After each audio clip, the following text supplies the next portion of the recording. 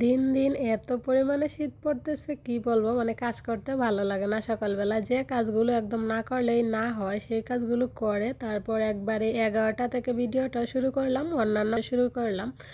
তো 11টা থেকে শুরু করে কিভাবে সব কিছু সময়ের মধ্যে ম্যানেজ করলাম সব কাজকর্ম, সেটা আজকে আপনাদের সাথে শেয়ার করব। দেখতে থাকেন শুরু থেকে শেষ পর্যন্ত, আশা রাখছি একটু হলেও ভালো লাগবে। আর আমার ভিডিওর কোথাও কোনো অংশ যদি আপনাদের কাছে বিন্দু পরিমাণ ভালো লেগে থাকে তাহলে প্লিজ একটা লাইক, কমেন্টস এবং ভিডিওটা শেয়ার করতে ভুলবেন না, কারণ আপনার একটা লাইক, একটা কমেন্ট পারে আমাকে উৎসাহিত করতে নতুন নতুন ভিডিও তৈরি করার জন্য।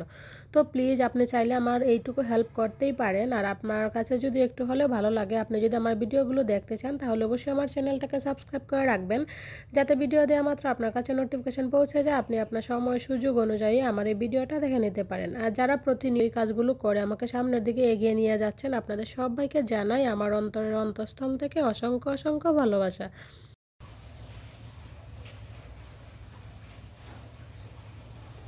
বন্ধুরা আছে বসে বসে এখানে সকালে নাস্তাটা করে নিচ্ছি।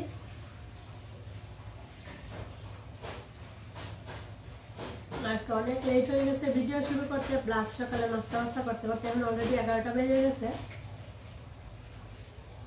আজকে সকালেও কালকের তুলনায় অনেক পরিমাণে মানে কুয়াশা ছিল, সেই জন্য সকালে তেমন কোনো কাজকর্ম করি না, ভিডিও শুরু করি না। সকালে শুধু রান্না বান্নাগুলো হয়েছে, অবাবুরে খাওয়া দাওয়া করে অফিসে পাঠাইছে এতটুকুই। তো এখন দেখি খুব সুন্দর রোদ উঠছে, তো ভাবলাম রোদটা যেহেতু স্নান করেনি, তো স্নান করে নিয়ে এক কাপ গরম গরম চা নিয়ে বসে গেলাম। স্নান করছি, ঠান্ডা লাগছে, শরীরটা গরম হয়ে যাবে, তারপর সব কাজকর্ম করবো। বিছানা টিছানা সব কিছু আজকে এখনো রয়েছে, শুধু রুম ঝাড়ু দিয়েছিলাম এতটুকু, রুম ঝাড়ু দিয়ে রান্নাবান্না করছিলাম সকালে রান্নাবান্না। এখন চাটাকে রুম টুম মানে একটু গুছিয়ে তারপর দুপুরে রান্নাবান্না শুরু করে দিব। অলরেডি 11টা বেজে গেছে।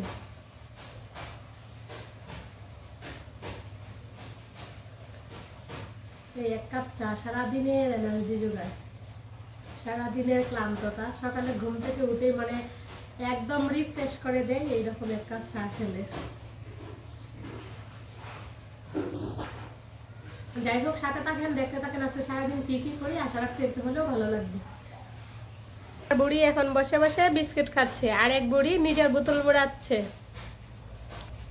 সৃষ্টি কাজে কালকে দিছিল স্কুল থেকে, ওই যে বোতলটা এখন পানি ভরছে দেখাইতেছে স্কুলের, সরি বোতলের মধ্যে একবারে দেখেন স্কুলের লঘু টঘু সব দেওয়া, শাহিন ক্যাডেট, টাঙ্গাইল সব লেখা আছে।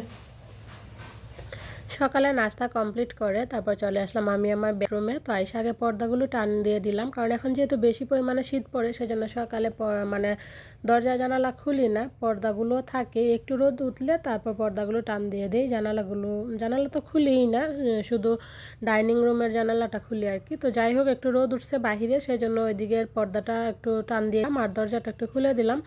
আর এবার বিছানাটা একটু সুন্দর করে গুছিয়ে নিব, কারণ বোঝে নেই শীতকাল, বিছানা যতই গোছানো যাক না কেন মানে গোছালো থাকবেই। কারণ যখন একটু পরে পরে বিছানায় আসবে তখনই কিন্তু এভাবে বসে থাকতে মন চায় না, মন চায় যে একটু কম্বল মুড়ি দিয়ে বসে থাকি। তো আর এখন একটু বিছানা গুছাইতেও কিন্তু লেট হয়ে যায়, শীতের সময় বুঝে নেই সবারই মন চায় যে একটু বেশি সময় শুয়ে থাকতে। তো যারা বাইরে কাজ বাজ করে, যেমন ধরেন সৃষ্টির বাবু টাইম টু টাইম যাওয়া লাগে, আর চাইলেও আর শুয়ে থাকতে পারে না, আমরাও পারি না। তো বাচ্চা কাচ্চারা তো শীতের সময় একটু বেশি সময় শুয়ে থাকে, সেজন্য এখন দেখা যায় যে বিছানাগুলো গুছাইতে একটু দেরি হয়ে যায়, ওরা ঘুম থেকে উঠলে পরে বিছানাগুলো গুছাইতে হয় আর কি। বন্ধুরা এই যে দেখেন ফাইনালি রুমটা গুছিয়ে নিলাম, আর আজকে একটু অন্যরকম করে বিছানাটা গুছালাম, সেজন্য কম্বলটা আজকে দিয়ে রাখলাম। আগে রাখছিলাম ওইভাবে, তো এখন আবার এইভাবে রেখে দিলাম। কেমন লাগতেছে অবশ্যই কমেন্টস করে জানাবেন। এভাবে কম্বলটা রাখাতে আমার কাছে তো বেশ ভালোই লাগতেছে। তো চলেন আবার রুম টুম ঝাড়ু দিয়ে নিই আবার ভালো করে। সংসারের কাজগুলো আসলে তেমন কোনো কাজই না, যদি আমরা একটু বুদ্ধি করে একটু ধৈর্য নিয়ে করতে পারি। আসলে কোনো কাজেই কেউই মারপ্যাট শিখে আসে না, সবাই মনে হয় এই পৃথিবীতে এসে দেখে দেখেই কিন্তু কাজ শিখে। একটা সময় ছিল আমি একটা গ্লাস বুড়িয়ে পানি খাইতাম না, সব আমার মা করতো, যদিও বলতাম, মা বলতো যে না তুই বসে থাক আমি এনে দিতেছি। কারণ যেহেতু আমি একাই ছিলাম, আমার মা বাবার ঘরে বুঝেনি কতটুকু আদর, কোনো একটা কাজ করি না। কিন্তু বিয়ার পরে ওই যে বলে না যে নিজের উপরে পড়লে সব কিছুই হয়, তো আমার ক্ষেত্রে হয়েছে সেটাই। তো যেহেতু নিজের সংসার বুঝে নেই কে আপনাকে করে দিবে, তো ওইভাবেই শিখতে শিখতে শিখে গেছি। আর এখন আপনাদের দোয়া ভালোবাসায় এমন কোনো কাজ নাই যে আমি করতে পারি না, সব কাজে আমি আমার মতো সুন্দর করে গুছিয়ে করতে পারি। এইখানে বিছানা করে ঘুমাইছে, ওইটা নাকি এখন থেকে ওর বিছানা, যত বালিশ তারপর যে পুতুল টুতুল যা আছে টেডিমেডি সব নিয়ে বসছে, এখানে শুইছে। এখানকার তো ওইদিকে দেখলেন, আর এই যে দেখেন আরেকজনের অবস্থা, একজনে ওই বিছানা নিছে, একজনে এই বিছানা নিচ্ছে, দুইজনে দুই বিছানায় আছে। আর দেখেন এখানে বালিশ টালিশ সব নিয়ে গেছে, এই জন্য বিছানাটা একদম ফাঁকা ফাঁকা লাগতেছে।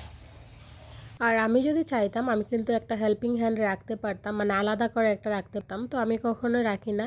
আমি সবসময় নিজের কাজ নিজে করতে পছন্দ করি।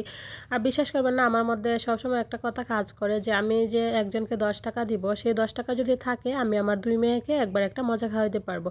যেহেতু অনেক সময় আমার মা আমার সাথে থাকে, তো বিশেষ করে মনে করেন আমার মেয়েগুলোকে যেহেতু দেখে পারে, তো আমার কাজ করার প্রতি কোনো এত ইয়া নাই, আমি কাজ করতে পারি। আমার কথা হচ্ছে ওরা যদি ওরার মতো খেলাধুলা করে বা আমার মেয়েদেরকে দেখার মতো বা সময় দেওয়ার মতো একটা লোক যদি থাকে, আমি সারাদিন কাজ করতে পারবো। বিশ্বাস করবেন না, রান্না বান্না সংসারের কাজ আমার এত ভালো লাগে। আপনি যদি সারাদিন আমাকে বলেন যে আপনি রান্না করেন, আমি সারাদিনই করতে পারবো। এই জন্য আমি হেল্পিং হ্যান্ড রাখি না। এবার চলেন ফ্রিজ থেকে আর বাকি সবজিগুলো বের করে কাটাকুটি করে রেডি করে রাখি, তারপর ডেঙ্গা পাতাগুলো সিদ্ধ হয়ে গেলে অন্যান্য সবজি বসিয়ে দেবো।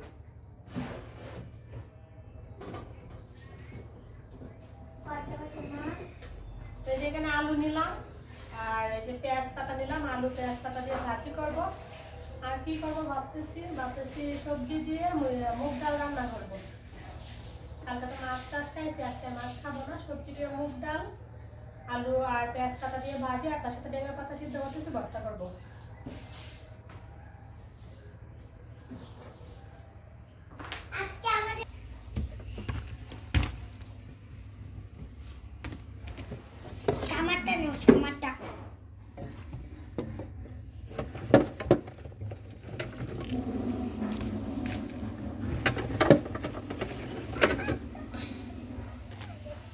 সব ধরনের শাকসবজি নামিয়ে নিলাম, যেহেতু সবজি রান্না করবো বুঝেনি অনেক ধরনের শাকসবজি হলে ভালো হয়। সবকিছু নামিয়ে নিলাম, এবার এক এক করে সবকিছু কেটে নিব।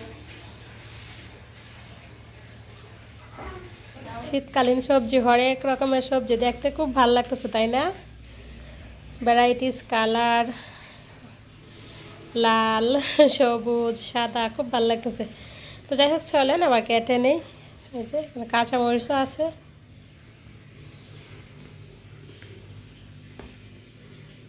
আমি কিভাবে কাজগুলো করে নিতেছি আপনারা অবশ্যই দেখতেই পারতেছেন। আমি যখন বিছানা টেছানাগুলো গুছাইছিলাম তখনই কিন্তু অফ ক্যামেরাতে ভাত বসিয়ে দিয়েছিলাম, তো রুম গুছাইতে গুছাইতে আমার কিন্তু ভাত হয়ে গেছিলো।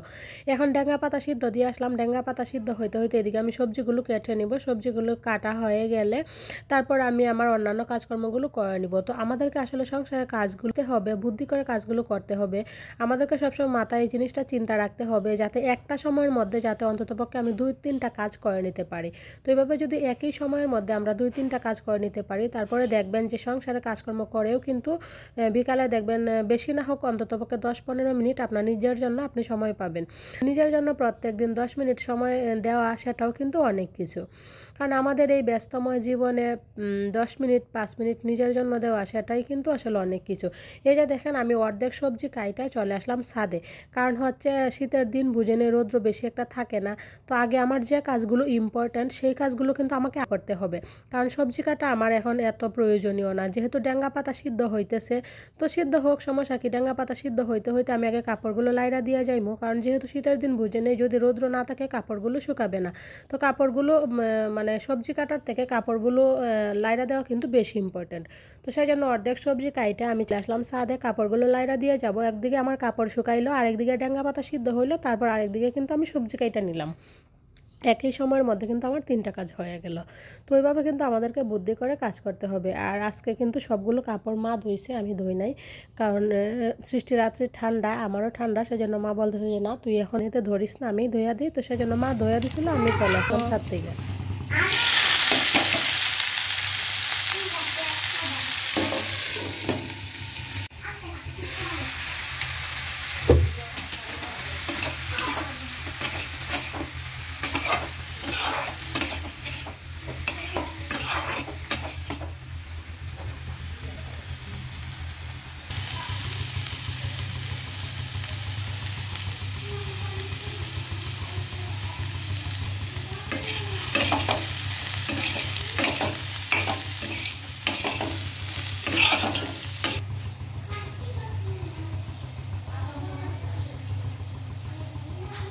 দেখছেন আমি একসাথে কয়টা কাজ করছি বলেন তো?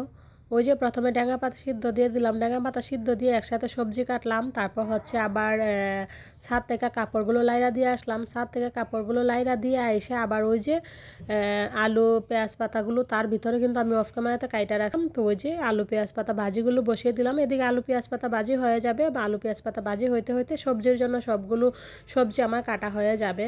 তো একসাথে কিন্তু আমার সবগুলো কাজ হয়ে যাচ্ছে, তাতে কিন্তু আমার সময় বাঁচতেছে। সেই সময়টা কিন্তু আমি বিকালে নিজেকে দিতে পারতেছি, সন্তানকেও দিতে পারতেছি। তো আমরা এইভাবেই যদি সংসারের কাজকর্মগুলো করতে পারি, একা হাতেই সবকিছু কিন্তু ফাইনালি কাটাকুটি কমপ্লিট। ওই ডাটাগুলো আর দিব না, শুধু ধনে পাতাগুলো দিব পরে, সবজি হয়ে আসলে পরে। তো চলেন।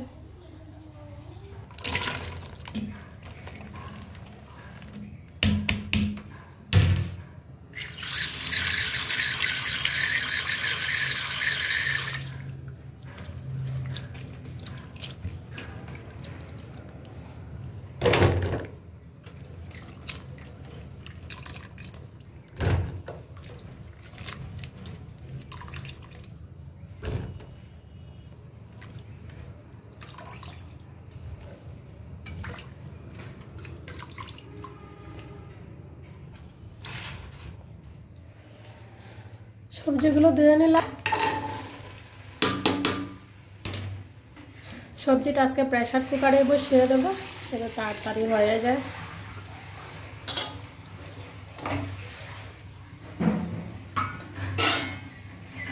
তো প্রেসার কুকারে সবজিটা বসিয়ে দিলাম যাতে তাড়াতাড়ি হয়ে যায়, সেজন্য। তো তার মধ্যে কিন্তু আসলে প্রেসার কুকার সিটি পড়ে গেছে, আর অলরেডি আমি বন্ধ করে দিছি। তো এই তো দেখেন তার ভিতরে কিন্তু আমি অফ ক্যামেরাতে পুরন টুরনও দিয়ে দিছি। তো ফাইনালি আবার দেখতে কেমন হয়েছে দেখেন সবজিটা, ক্যামেরাতে আসলে কেমন দেখা যাচ্ছে, কিন্তু রিয়েলি ভালো হয়েছে।